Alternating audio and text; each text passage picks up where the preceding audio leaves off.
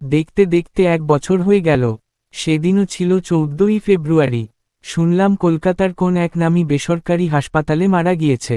গত 2 বছর গলার ক্যান্সারে ভুগছিল।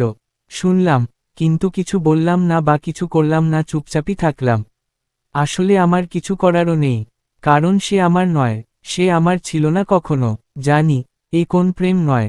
লোকে হাসবে, মুচকি হাসবে, জোরে হাসবে, অট্টহাসি হাসবে, সামনে আসবে, পিছনে হাসবে, সাইডে হাসবে, যুগের পর যুগ মানুষ হেসে যাবে আমার উপর। আসলে আসলে সে আমার নয়, কিন্তু আমি তার ছিলাম, তার আছি আর তারই থাকব। সে অনেকদিন আগেকার কথা, যখন তাকে প্রথম দেখেছি তখনই মনে হয়েছে আমি যেন তার হয়ে গেলাম। সারা জীবনের জন্য যেন স্থবির হয়ে গেলাম। আর নড়তে চড়তে পারলাম না, আর কোন নারীর দিকে তাকাতে পারলাম না।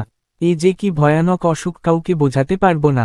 দিনের পর দিন, মাসের পর মাস, বছরের পর বছর তাকে লুকিয়ে লুকিয়ে দেখেছি। তার সাথে কত কথা বলেছি, হাজার হাজার কবিতা, হাজার হাজার গল্প, নাটক, হাসি কান্না, সবকিছুতে যেন সে আর আমি। যখন মনে হয়েছে সে খুশি হয়ে গেছে, তখন ছুঁড়ে ছিঁড়ে ফেলে দিয়েছি। সে জানতে পেরেছে আর কি চাই, আর কাউকে জানানোর দরকার নেই। তার জন্যই তো লেখা, তার জন্যই তো গান গাওয়া, তার জন্যই তো ছবি আঁকা, তার জন্যই তো পড়াশোনা করা, তার জন্যই তো ঘুরতে যাওয়া। আমার মনে হয়েছে তার কাছে পৌঁছে গিয়েছে সংবাদ, কেন মনে হয়েছে জানি না, কিন্তু আমি নষ্ট করে ফেলেছি। তারপরে আমি দিনমজুরি করতাম, সেই ছোটবেলা থেকে দারিদ্র্যের সাথে লড়াই, আর তুমুল পড়াশোনা। তার চেয়েও ভয়ানক ভালোবাসা। দূরে চলে গেছে পড়াশোনার তাগিদে, চাকরির তাগিদে, ছাত্র থেকে চাকুরিজীবী হয়েছে। গ্রাম থেকে কলকাতা, থেকে দিল্লি, দিল্লি থেকে ছত্রিশগড়, কিন্তু সবকিছু চলে গেল সে, কিন্তু আমাকে ছেড়ে যায়নি। সে যেন আমার পিছু পিছু সব জায়গায়। যাই খাই, যাই ভালো লাগে, মনে হয় তাকে দিলে সে কি হাসত। ভালো দৃশ্য দেখলে মনে হতো ইস, তাকে দেখালে সে কত গুণা খুশি হতো। কত ফুল দেখেছি, কত গাছ দেখেছি, কত দেশ, কত রঙিন প্রাণী, কত প্রজাপতি, কত পাখি, কত জন্তু, কত স্বপ্ন, কত আনন্দ। শুধু মনে হয়েছে তাকে দিলে, তাকে দেখালে বোধ হয় সে খুশি হতো আরও অনেক। এইভাবে কেটে গেছে 35 বছর। শুনেছি তার বিয়ে হয়েছে, বাচ্চা হয়েছে।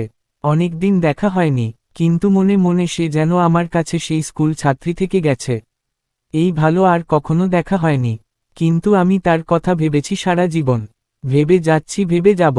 এ যেন আমার সবচেয়ে বড় কুসংস্কার, এজন্য সবচেয়ে বড় অভিশাপ। আর এতেই আমার শান্তি।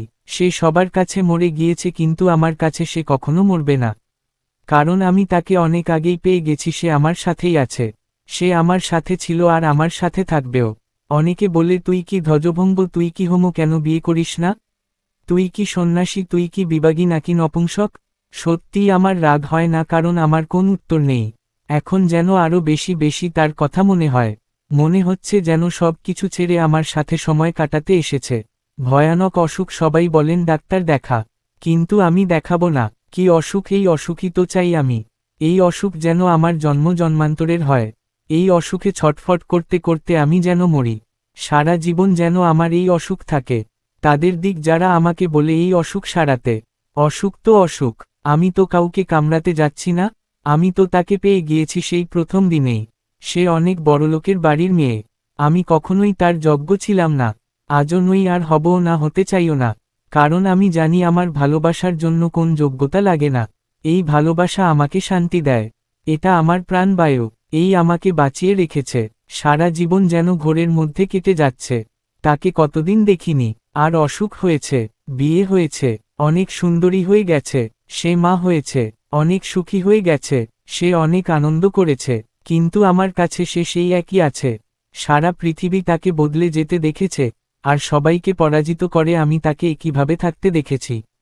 এটাই আমার সাফল্য। আমি জন্মান্তর মানি না, আমি ঈশ্বর মানি না, আমি পাপ মানি না, আমি পূর্ণ মানি না। তার সামনে দাঁড়াবার সাহস আমার কোনোদিন ছিল না, আজও নেই। যেদিন শুনলাম তার ক্যান্সার ধরা পড়েছে, সেদিনও হয়নি। সবাই বলে, তুই তো কাপুরুষ। এই একমুখী ভালোবাসার কি মূল্য? সত্যিই তো, আমি কাপুরুষ। তাকে ভালোবেসে আমি কাপুরুষই থাকতে চাই। আমার অস্তিত্ব নিংড়ে দিতে চাই বারবার তার সামনে। সেই সুযোগের অপেক্ষায় ছিলাম, আছি, থাকব। এই কামই চরম কাম। এই ভালোবাসাই সবচেয়ে বড় পাপ। এই পাপে আমি ডুবে থাকতে চাই। কেউ যেন আমাকে উদ্ধার করার চেষ্টা না করে। সবাই জানে তুমি চলে গেছো, তুমি আর নেই পৃথিবীতে। আমি তো জানি আমার ভালোবাসা তোমাকে বারবার টেনে আনবে আমার কাছে। আমি মরব না, কারণ আমার মধ্যে আছে ভালোবাসা। ভালো থেকো, তুমি যারই হও, আমি তোমার। কোনোদিন মুখ ফুটে বলতে পারিনি হ্যাপি ভ্যালেন্টাইন্স ডে। হাসি এসে যাবে এটা বলতে গেলে, তাই আজও বলতে পারলাম না। মুখ ফুটে বলা আমি জানি দরকার নেই। আমার মনে হয় তুমি সব জানো, সব জানতে। এই কুসংস্কার নিয়ে আমি মরতে চাই।